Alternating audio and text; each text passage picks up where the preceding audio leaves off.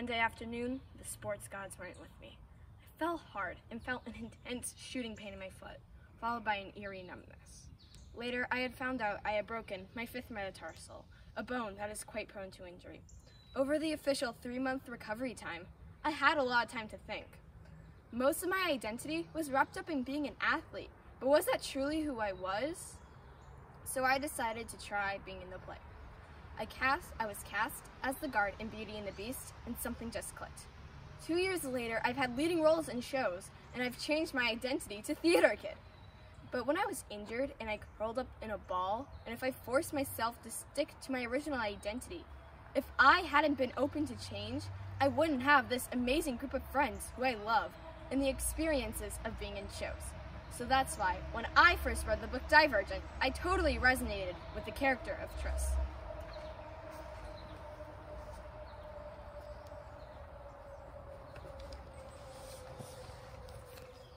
I'm Tris, and my society is divided up into groups called factions.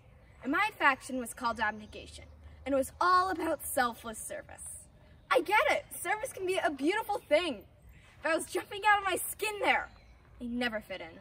One day, while I was at school, I watched the kids from another faction called Dauntless leap off a moving train, and I felt, it's hard to describe, but this incredible sense of excitement that I should be with them, jumping for joy and feeling confident with who I am. It was incredibly difficult to decide to leave my parents and choose Dauntless.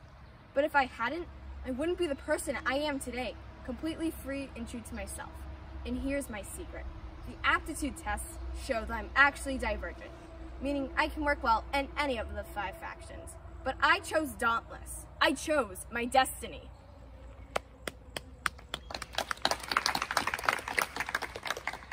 I must be divergent too. I've somehow figured out a way to do both sports and acting.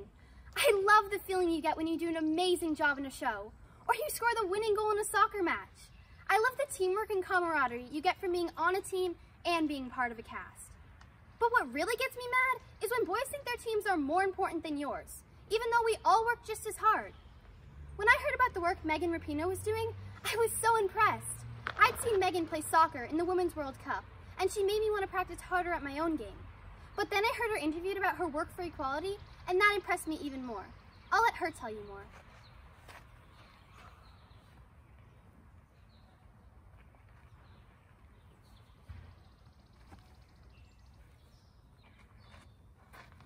You might think that winning the Women's World Cup was my biggest victory last year, but not even close. What I'm proudest of is how our team has been able to draw attention to the inequality off the field. There's so much gender discrimination. You're usually underpaid. You're usually not shown as much on TV. There's a lack of investment. Mostly men run sports organizations and the TV industry. They even had the nerve to say in court that women don't have the same responsibilities and skill level as men. What? We work our butts off. And P.S. we win. This isn't over.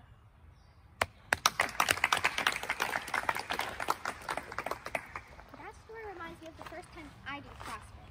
I was surprised to see a group of boys complaining it was too hard when the instructor told us to do 3 rounds of 20-second jumping lunges, 20 seconds of squat thrusters, 20 seconds of sit-ups. Not going to lie, that sounded pretty hard.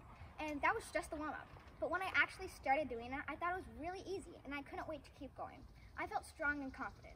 I love seeing girls in movies who have that strong energy, and when they use it for good, like Rey in Star Wars.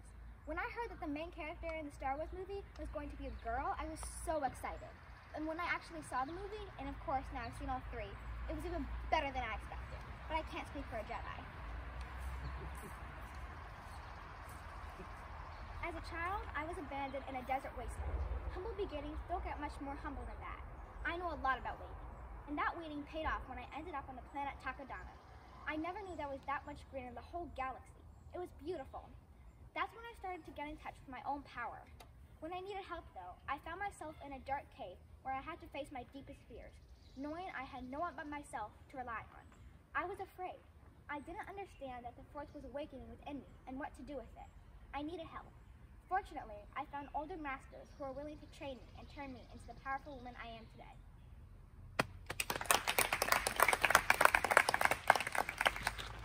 I was one of those powerful older masters who trained Rey. When I was younger, they called me Princess Leia.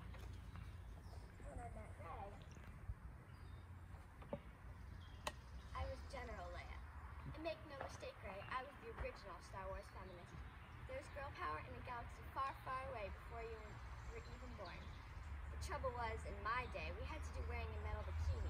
We always had to have a man by our side. I miss that old half-witted, stuck-up-looking Han. He had his moments. But Ray, now it's your turn, and you can be a leader on your own.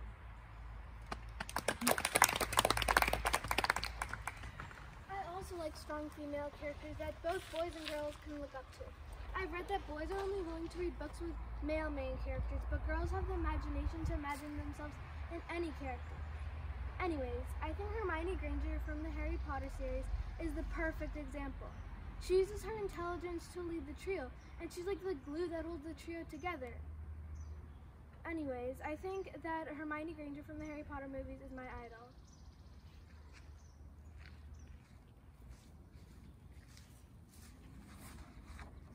I was scared before I gave my big speech to the UN a few years ago, but then I said to myself, if not me, then who?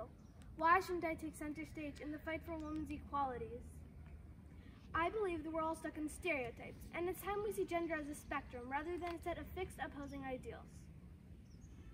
When I was younger, I didn't like the word feminist, but when I saw my girlfriends dropping out of sports at age 15 so they wouldn't appear muscly, and my male friends not being able to express their feelings, that's when I became a feminist.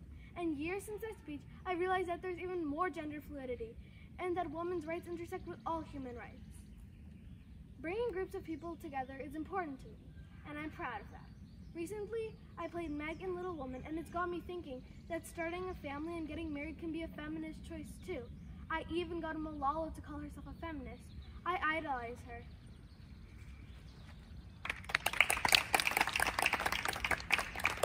I idolize Malala too. I would love to tell her story.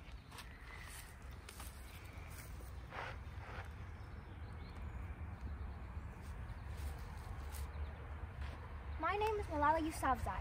I was just a regular school girl like all of you on October 9th, 2012, just coming home from school on the bus, talking to my friends, when two men stopped the bus and asked for me by name.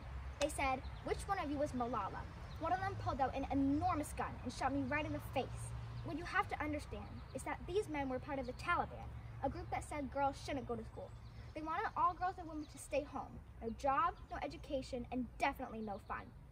I started to write a vlog called Diary of a Pakistani Schoolgirl, and the Taliban sent me death threats. After I was shot, I was very sick, and my parents were terrified I wouldn't recover. As you can see, I did recover. I stayed in school, but I had to move to England to do so safely. In 2014, I won the Nobel Peace Prize. I believe that when the world is silent, even one voice becomes powerful. I was that one voice in Pakistan. Today, I still work hard for the rights of all girls everywhere to go to school.